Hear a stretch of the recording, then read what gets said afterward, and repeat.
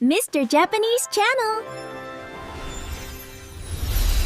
ねえ、ケンゾーさん、覚えてる？私が初めて日本のコンビニで買い物しようとした時のこと。あの時ね。笑わないでよ。今思い出しても恥ずかしい。レジの前で5分も立ち尽くしてたんだよ。5分？何があったの？お弁当を温めてもらいたかったんだけど、なんて言えばいいかわからなくて。温めてくださいって言えばいいだけなのに。それがわからなかった。教科書には載ってないでしょ？そういう実用的な表現。で、結局どうしたの？冷たいまま食べたお弁当って温かくないと美味しくないんだよね。もったいない。でもその後気づいたことがあるの。私はずっと正しい文法を勉強してきた。でも実際に必要なのは、実際の場面で使える日本語？そう。その時は悔しくて家に帰ってからノートに書いたの。次は絶対に言えるって。いい決意だね。でも問題は、どこから始めればいいかわからなかったこと。それで今日のテーマにつながるんだね。そう。ミスタージャパニーズチャンネルへようこそ。私はみつきです。健三です。今日は実際の場面で使える日本語について一緒に学んでいこう。教科書には載ってない。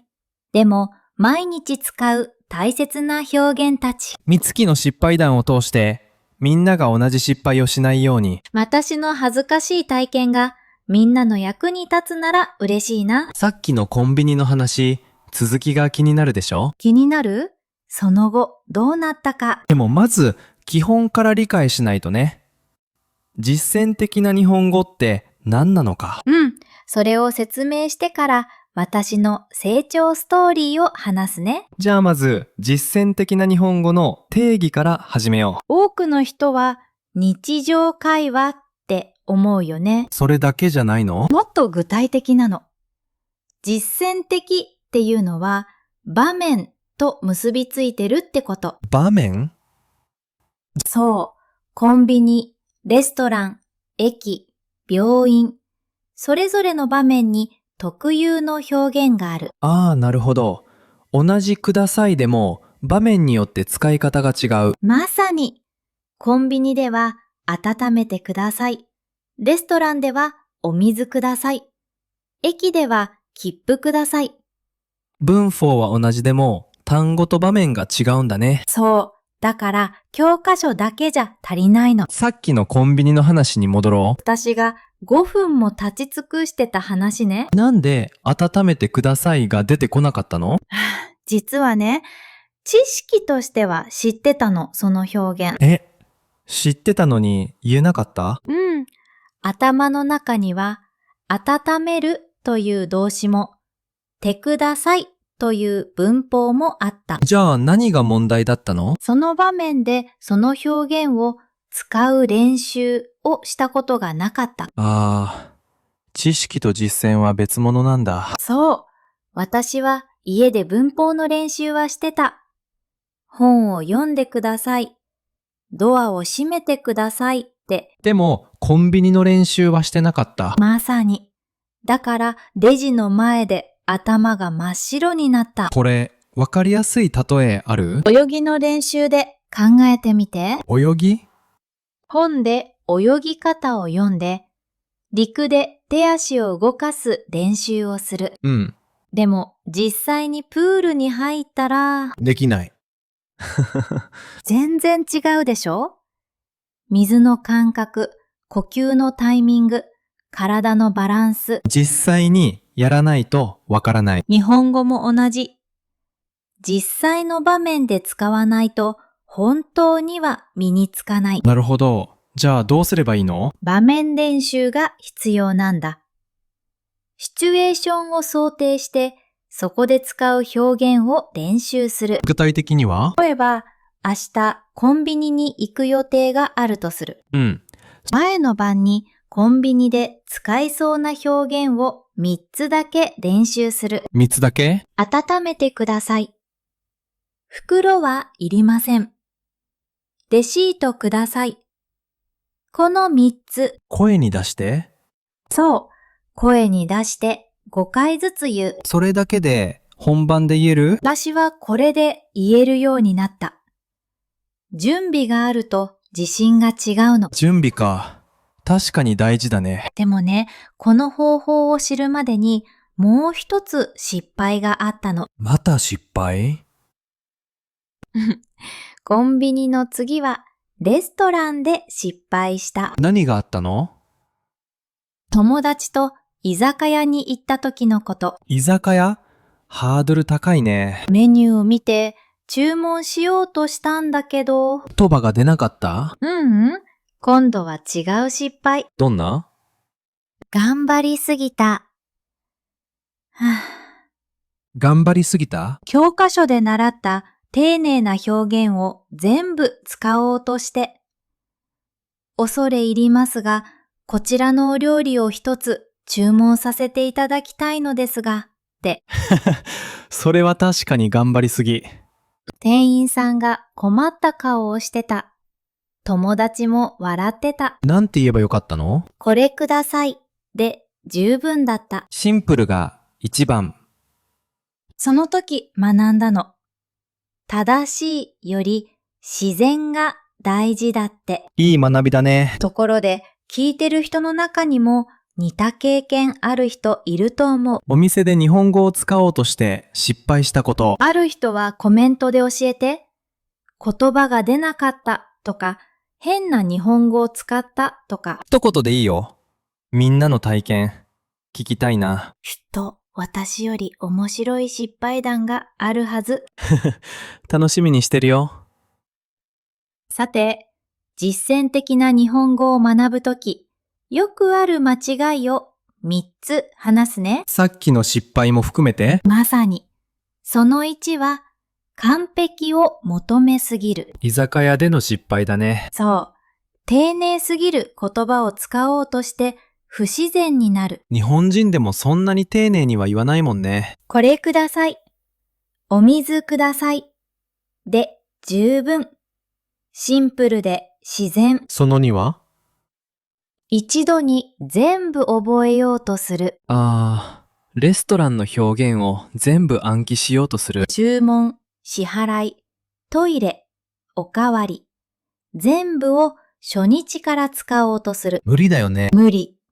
だから挫折する。どうすればいい？一つの場面につき3つの表現だけ。それを完璧に。3つなら覚えられる。3つ使えるようになったら次の3つに進む。段階的にね。その3は？これが一番多い失敗かも。何？実際に使わない。勉強してるのに使わない？ノートに書いて暗記して、でも実際の場面で使わない。もったいない。怖いんだよね。間違えたら恥ずかしい。通じなかったらどうしようってわかる気がする。の使わないと永遠にうまくならない。泳ぎと同じだ。プールに入らないと泳げるようにならない。まさに。じゃあ正しいアプローチは3つのステップがある。教えて。ステップ1、場面を決める。今週はコンビニだけ。来週はレストランだけ。一つずつ攻略する。そう。ステップ2は3つの表現を選ぶ。その場面でよく使う3つ。例えばコンビニなら、温めてください。袋はいりません。ポイントカードないです。確かによく使うね。ステップ3、前日に練習、翌日に実践。前の晩に声に出して練習して次の日実際に使う。5回ずつ言えば十分。翌日、緊張しても口が覚えてる。本当に？本当、筋肉の記憶みたいなもの。なるほど。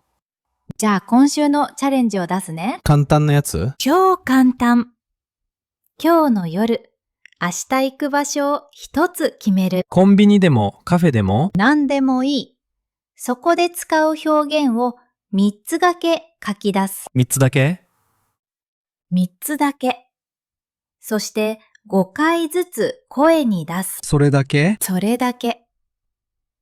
翌日実際にその場所に行って使ってみる。失敗してもいい？いっぱいしていい。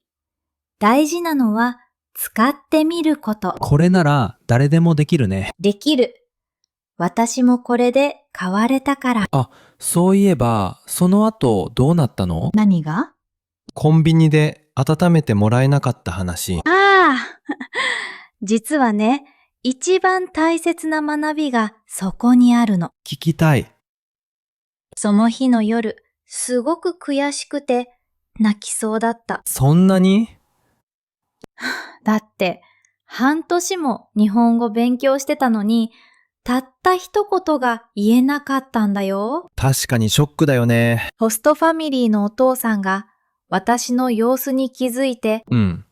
どうしたの？って聞いてくれた。話したの？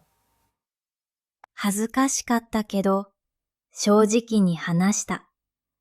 コンビニで何も言えなかったことを、なんて言われた？最初、笑われると思った。笑われなかった？笑わなかった。やらしく言ってくれたの。じゃあ、今から一緒にコンビニ行こうって。その時間に？夜の9時だったけど、一緒に行ってくれた。優しい。コンビニに着いて、お弁当を手に取って私に言った。さあ、行ってみてって。その場で練習？うん。レジに行く前に3回練習した。温めてください。温めてください。温めてください。それでレジに？手が震えてた。でも、言えた。言えたんだ。温めてくださいって。小さい声だったけど、ちゃんと言えた。店員さんは？普通に、はいって言って温めてくれた。それだけ？それだけ。特別なことは何も起こらなかった。でも、私にとっては大きな一歩だった。帰り道、ホストファーザーが言ってくれたの。なんて？日本語は失敗して覚えるものだ。今日のみつきは失敗してない。ちゃんと言えた。それでいいんだよって。いい言葉だね。その言葉で考え方が変わった。どう変わった？完璧に言わなきゃじゃなくて、とりあえず言ってみように。大きな変化だ。うん。それからは怖くなくなった。間違えてもいい。通じなかったらもう一度言えばいい。その姿勢が一番大事だね。日本語は完璧さより勇気が必要なんだって、その時わかった。いい学びだ。ホストファーザーのおかげ。あの夜、一緒にコンビニに行ってくれなかったら、今の美月はいなかった？多分ね、今でも感謝してる。さて、今日学んだことを大事なフレーズでまとめよう。ベストフレーズ3選。一つ目は、場面で覚える。単語だけじゃなくて、どこで使うかとセットで。コンビニ、レストラン、駅。場面が表現を教えてくれる。2つ目は、3つ立て、5回だけ。一つの場面につき3つの表現を5回練習。多すぎず、少なすぎず、ちょうどいい。3つ目は、完璧より勇気。間違えてもいい。大事なのは使ってみること。私みたいに震えながらでも言えば伝わる。この3つ覚えておいてね。今日のスクリプト全文はブログで読めるよ。ベストフレーズ3選も漢字とローマ字付きで載ってる。復習したい人は概要欄のリンクをチェックしてね。そしてチャレンジの報告待ってるよ。明日行く場所を決めて3つの表現を練習するチャレンジ。やってみたら、やったーってコメントしてね。どこで何を言ったか教えてくれると嬉しいな。コンビニで温めてくださいって言えたとか。そういうの聞くとすごく嬉しい。あとさっきの質問も忘れずに。お店で日本語を使おうとして失敗した経験。みんなの失敗談聞きたいな。私たちも勇気をもらえる。きっと私より面白い話があるはず。さて、次回は次は何について話す？駅での日本語、駅？切符の買い方、道の聞き方、電車の乗り換え。駅は難しいよね。専門用語が多い。各駅停車、急行、特急。最初は全然わからなかった。私も今でも時々混乱する。次回はそのあたりを詳しく話すよ。旅行で日本に来る人にも役立つ内容だね。次回も一緒に学びたいなら、チャンネル登録してね。高評価も押してもらえると嬉しいです。今日の話まとめると、日本語は教科書だけじゃ足りない。実際の場面で使ってみないと本当の力にならない。でも完璧じゃなくていい。大事なのは勇気。間違えてもいいから使ってみること。一緒にいてくれてありがとう。次回まで小さく始めて勇気を持って続けていこう。明日コンビニやカフェで勇気を出して日本語を使ってみてね。きっとできるよ。私ができたんだからみんなもできる。またねー。バイバーイ。